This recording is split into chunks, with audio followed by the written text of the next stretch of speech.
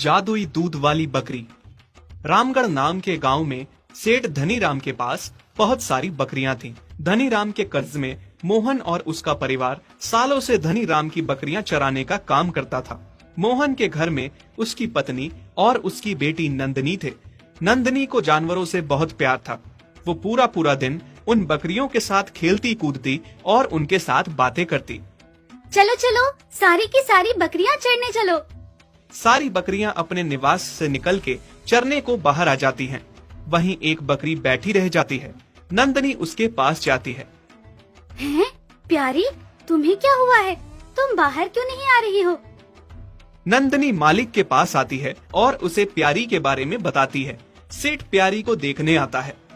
अरे, ये बकरी तो बहुत बीमार लग रही है, तभी अपने पैरों पे खड़ी नहीं हो पा रही है।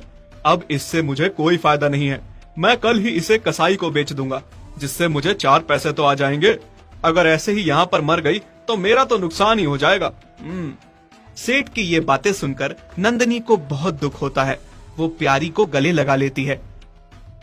प्यारी, तुम क्यों रो रही हो?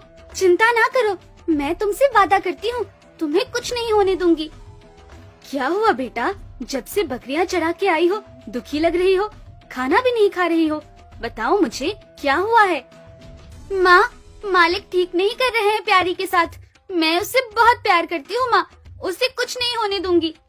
बेटी, वो मालिक है, उनके आगे हमारी क्या चल सकती है? उनकी बकरी है, उसके साथ जो मर्जी वो करे। हाँ बेटा, हम तो कुछ नहीं बोल सकते, हम तो उनके नौकर हैं। नहीं नहीं नहीं, मुझे बस प्यारी चाहिए। नंदनी खाना छोड़ के चली जाती है और फिर जब रात को सो जाती है तो उसे सपना आता है कि मालिक ने प्यारी को बेच दिया है और कसाई उसे काट रहा है। प्यारी, प्यारी! क्या हुआ बेटा?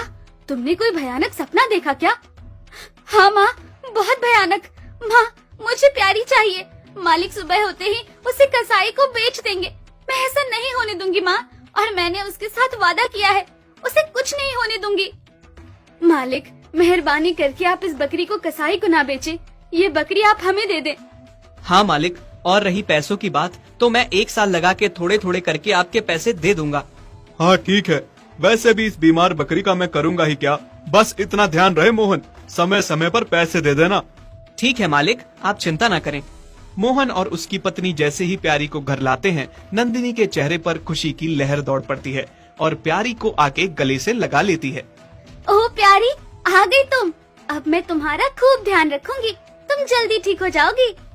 नंदिनी की माँ अपनी देसी जड़ी बूटियों से प्यारी का इलाज करती है और नंदिनी भी उसका बहुत ध्यान रखती है, जिससे बहुत जल्दी प्यारी ठीक और स्वस्थ हो जाती है। नंदिनी तो उसे भर भर के खिलाती। अरे मोहन, तुमने बताया नहीं, वो बकरी तुम मुझसे लेकर गए थे, वो कैसी है? अरे सेठ जी, वो बकरी एकदम स्वस्थ है। उसने तो अब एक बच्चा भी जना है और दूध तो इतना देती है कि कभी खत्म ही नहीं होता, मानो वो कोई जादुई बकरी हो। अच्छा, ऐसा है क्या? सेठ को लगने लगता है कि कहीं उसने बकरी बेच के कोई गलती तो नहीं कर दी।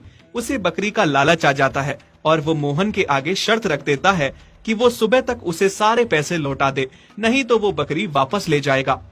क्या हुआ जी? आप इतना परेशान क्यों लग रहे हैं? हाँ बाबा, आप इतना दुखी क्यों हो आज? मोहन बेटी नंदिनी और अपनी पत्नी को